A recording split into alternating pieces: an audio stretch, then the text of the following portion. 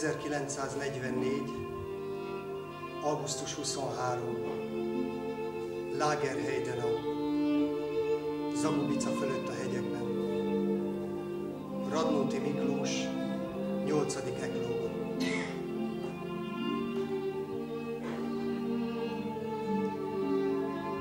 Üdvözlégy!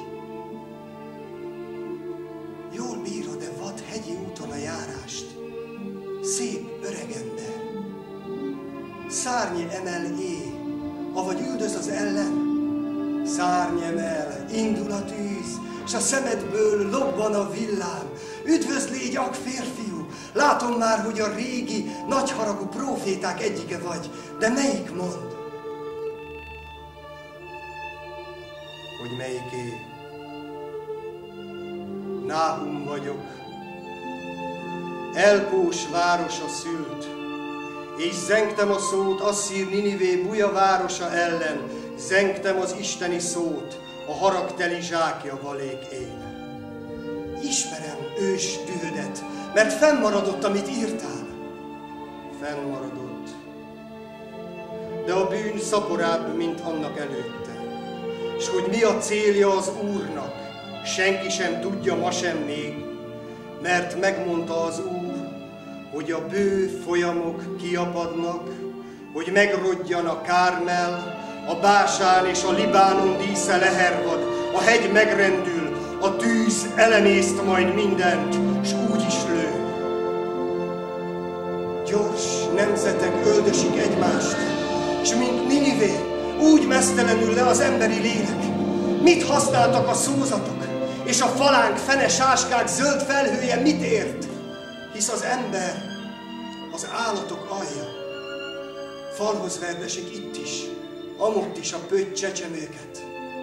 Fákja a templom tornya, kemence a ház, a lakója megsül benne. A gyártelepek fölszállnak a füstben. Égő néppel az utca rohan, majd búgva elájul, és fortyan a bomba nagy ágya, kiröppen a súlyos ereszték, s mint legelőkön a marhalepény. Úgy megzsugorodva szerte hevernek a holtak a város térein. Ismét úgy lőn minden, ahogy te megírtad. Az ősi gomolyból mondd, mi hozott most mégis a földre? A düh. Hogy az ember újra, és azóta is árva az emberforma pogányok hadseregében, és látni szeretném újra a bűnös várak elestét, s mint tanú szólni a kései kornak. Már szóltál, és megmondta az Úr régen szavaidban, hogy jaj a prédával teli várnak, ahol tetemekből épül a bástya. De mondd, évezredek óta lehet, hogy így él benned a düh, ilyen régi konok lobogással? Hajdan az én torz számat is érintette, akárcsak bölcs Izajásét, szénnel az Úr. Lebegő parazsával úgy vallatta szívem, a szén izzó eleven volt, angyal fogta fogóval, s nézd, imhol vagyok én, hívj engem is el hirdetni igédet, szóltam utána. És akit egyszer az Úr elküldött, nincs kora annak, és nincs nyugodalma, a szén az az angyali, égeti ajkát. És mennyi az Úrnak, mondd, 1000 év, csak pilleidő az. Mi fiatal vagy, atyám, irigyellek. Az én kis időmet mérném szörnyű korodhoz. Akár vadsodrú patakban gömbölyödő kavicsot, már koptat-e röpke idő is.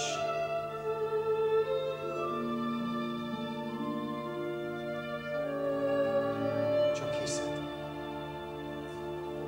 Ismerem újabb verseit.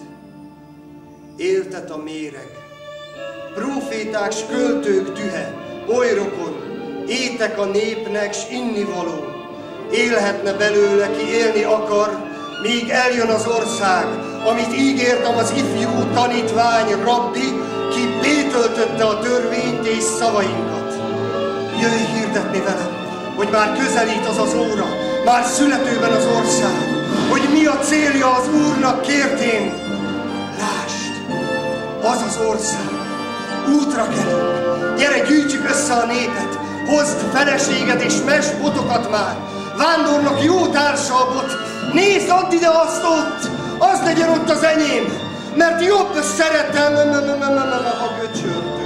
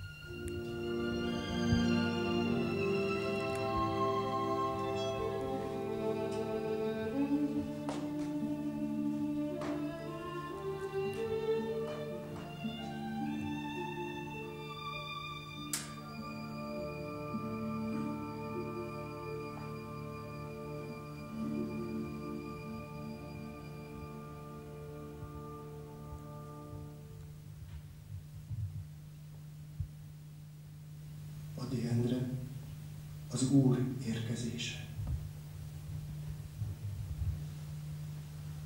Mikor elhagytak,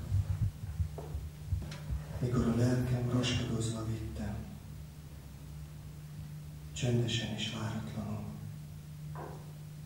átölelt az Isten. Nem harsonával, hanem jött néma, igaz öleléssel. Nem jött szép tüzes nappalon, de háborús éjjel. És megvakultak hiú szemeim, meghalt ifjúságom, de őt